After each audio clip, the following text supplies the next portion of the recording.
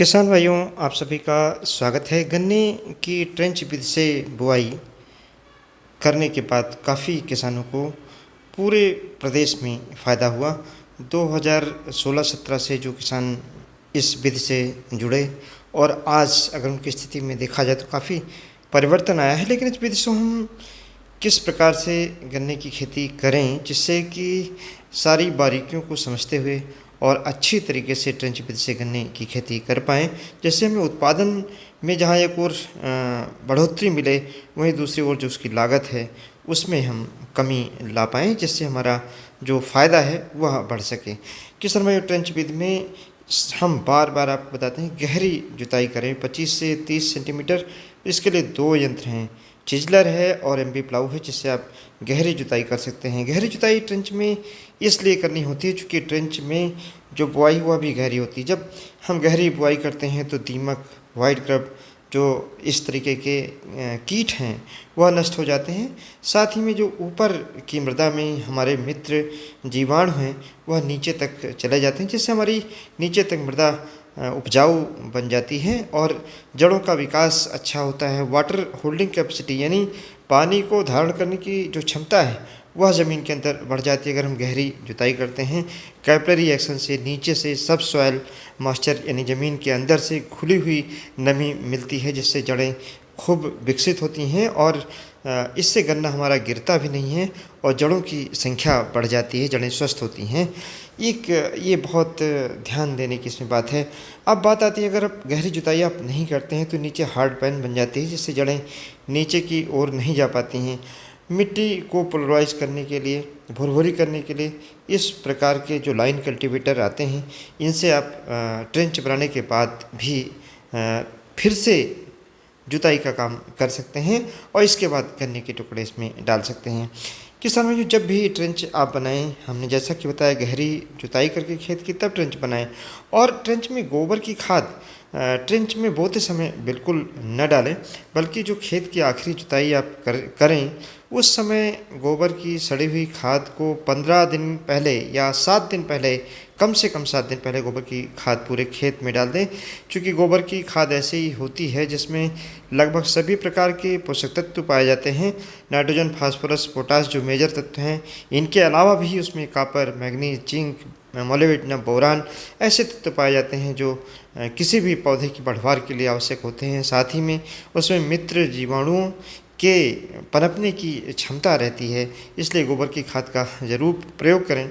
गोबर की सड़ी हुई खाद में ट्राइकोडर्मा अगर मिला करके आखिरी जुताई पर डाल देते हैं तो इससे फ़ायदा है ये है कि आपके खेत में अगर रेड रॉट लगता है, विल्ट लगता है, तो ऐसी बीमारियों को भी रोका जा सकता है। अब बात आती है किसान भाइयों, गन्ने के टुकड़े का शोधन करना और स्वस्थ बीज लेना। अगर 15-023 जैसी गन्ने की प्रजाति आप ले रहे हैं तो 8 से 10 से महीने से ज़्यादा पुराना बीज नहीं होना चाहिए। नीचे का जो हिस्सा है, 1/3 हिस्सा, कम से कम 1/3 हिस्सा आप चीनी मिलों को आपूर्ति कर सकते हैं। ऊपर का जो स्वस्थ गन्ने का बीज है उसको बीज के रूप में प्रयोग करें और वह भी जो 2 किलोग्राम के आसपास का स्वस्थ गन्ना हो उसको बीज के रूप में प्रयोग करें। गन्ने को जैसे ही आपको बोना हो तत्काल काटें, ताज़ा गन्ना बोएं। बहुत बड़ा अंतर पड़ता है अगर 2 दिन पुराना गन्ना बोएं और ताज़ा गन्ना बोएं, तो जर्मिनेशन में करीब 10 से 20% तक अंतर पड़ जाता है। किसान भाइयों, एक अहम बात है कि गन्ने के बीज का शोधन अगर हम कर देते हैं कीटनाशक से और फफूंदीनाशक से तो फफूंदी नहीं लगती, जिससे बीज हमारा सड़ता नहीं है। और अगर हम कीटनाशक भी डाल देते हैं तो दीमक आदि से प्रोटेक्ट हो जाता है। तो 100 लीटर पानी में 200 ml इमिडाक्लोप्रिड और 100 ग्राम बेबिस्टिन मिला करके गन्ने के टुकड़े को आधे घंटे तक भिगो करके इस समय आप 2 आँख के गन्ने के टुकड़े की बुआई करें। अब बात आती है कि इस समय फर्टिलाइज़र की कितनी डोज बुआई के समय डाली जाए और कौन सी फर्टिलाइज़र डाली जाए। मैं बार बार आपको बताता हूँ, सिंगल सुपर फास्फेट 1 एकड़ में 200 किलोग्राम बुआई के समय आप गन्ने के टुकड़े को डालने से पहले नाली में डालें और इसमें 1 बैग यानी 50 किलोग्राम, अभी 45 किलोग्राम का यूरिया का जो बैग आता है उसको, और प्लस पोटास, अगर पोटास आपको म्यूरेट पोटास नहीं मिलती है तो बायो पोटास आप ले सकते हैं और इसको मिला करके गन्ने की जो ट्रेंच आपने बनाई उसमें डाल दें। डालने के बाद गन्ने के जो शोधित टुकड़े हैं उनको 2 आँख के टुकड़े 10 सेंटीमीटर का गैप रख सकते हैं।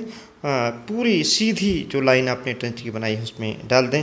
डालने के बाद अगर आपको लगता है कि नमी कम है तो इस प्रकार से जहाँ हमने आपको दिखाया है हल्का पानी लगा दें। इसमें हालांकि कुछ ज़्यादा है, इससे भी कम पानी अगर आप लगाते हैं तो नमी नहीं जाएगी। लेकिन ये पानी लगाने की एक शर्त है कि गन्ने के जो टुकड़े हैं उनको केवल 2 अंगुल मिट्टी से ही ढकें। अगर ज़्यादा से मिट्टी से ढकते हैं तो जमाव देरी से होता है और टिलरिंग भी देरी से होती है। किसान भाइयों, ये कुछ ऐसी बातें हैं, अगर इन पर आप ध्यान रखेंगे तो निश्चित तौर से ट्रेंच विधि में आप एक सफल किसान होंगे। जब भी ट्रेंच बनाएं खेत की मिट्टी भुरभुरी हो। अगर मिट्टी ढेलेदार होगी तो हवा बहुत ज़्यादा रहेगी जिससे नमी का ह्रास होगा। कम मिट्टी डालेंगे तो नमी चली जाएगी, जिससे जमाव आपका अच्छा नहीं हो पाएगा। तो अब बात आती है कि हम सिंगल लाइन में बोएं या डबल लाइन बोएं। इस समय चूँकि अभी काफ़ी गन्ने की बोने में देरी हो चुकी है, तो किसान भाइयों इस समय जो गर्मी की आप बुआई कर रहे हैं इसमें डबल लाइन में अगर आप बोते हैं ज़्यादा बेहतर है। अगर सिंगल लाइन में कल्टीवेशन के लिए बोते हैं तो ये ज़रूर ध्यान रखें कि गन्ने के जो 2 आँख के टुकड़े हैं इनको मिलाकर ही बोएं, गैप देने की आवश्यकता नहीं है। जैसे कि मैंने पहले बताया कि 10 सेंटीमीटर गैप आप रख सकते हैं, लेकिन ये फरवरी और मार्च तक रख सकते हैं। इस समय चूँकि काफ़ी विलम्ब हो गया है तो ऐसी दशा में ये आपको ध्यान रखना है। नमी बिल्कुल ना जाने दें। जैसे ही आपको लगता है खेत में नमी कम है दोबारा पानी लगाएं। अगर आपकी ज़मीन टेढ़ी है तो थोड़ी मिट्टी ज़्यादा डालें और नमी को बनाए रखें, जिससे कि गन्ने का जमाव हो जाए। किसान भाइयों, जो नाली है इसमें थोड़े बहुत खरपतवार आते हैं शुरुआत में, तो 10 से 15 दिन बाद एक बार इसकी हल्की निराई कर दें जैसे ही खरपतवार निकल रहे हों।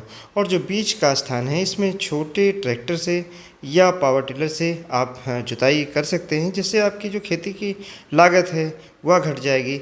साथ ही में पानी अगर केवल नाली में आप लगाएंगे तो जहाँ एक और जो बीज बीच में उगेंगे उनको पानी नहीं मिल पाएगा, सूखते जाएंगे और बढ़ेंगे भी नहीं। वहीं दूसरी ओर मिट्टी भी लगातार भुरभुरी बनी रहेगी, टिलरिंग भी बेहतर होगी और पानी की भी बचत होगी। तो इस